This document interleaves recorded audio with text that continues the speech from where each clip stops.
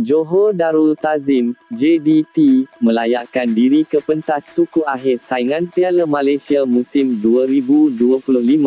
2025-2026 selepas menundukkan pasukan PDRM dengan keputusan secara agregat 11-1 dalam aksi pusingan 16.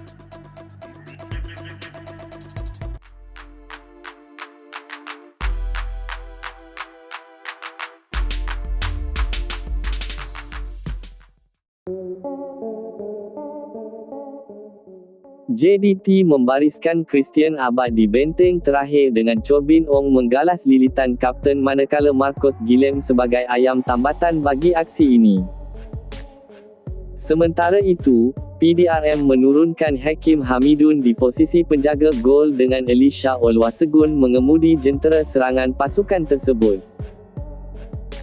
Sejak awal separuh masa pertama, Harimau Selatan tampil garang dengan melancarkan beberapa serangan berbahaya menerusi Marcos Guillem dan Teto Martin.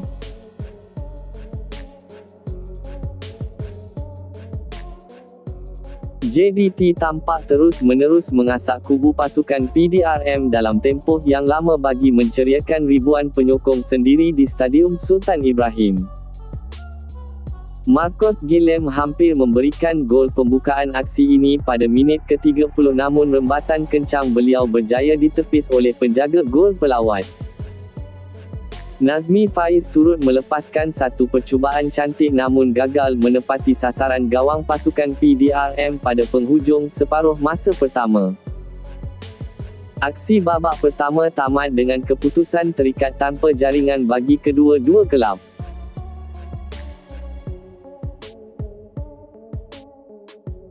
Bersambung babak kedua, JDT terus meningkatkan intensiti permainan bagi mencari gol pembukaan aksi ini.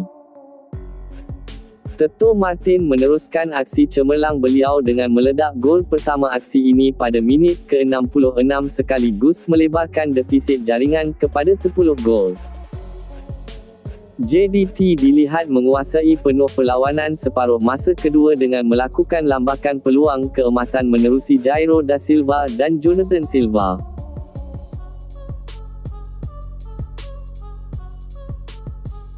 Memasuki minit ke-80 kedudukan masih didahului oleh pasukan tuan rumah, Harimau Selatan dengan 11-1 secara agregat.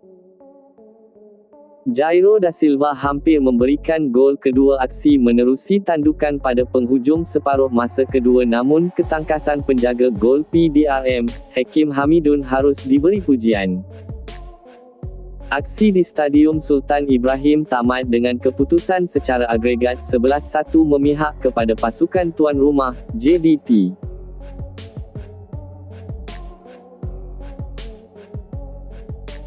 Selepas ini, JDT dijadualkan akan bertemu Melaka dalam aksi suku akhir saingan Piala Malaysia 2025-2026 yang mengesahkan kemarahan terlebih dahulu pada Amis selepas menumbangkan Sabah.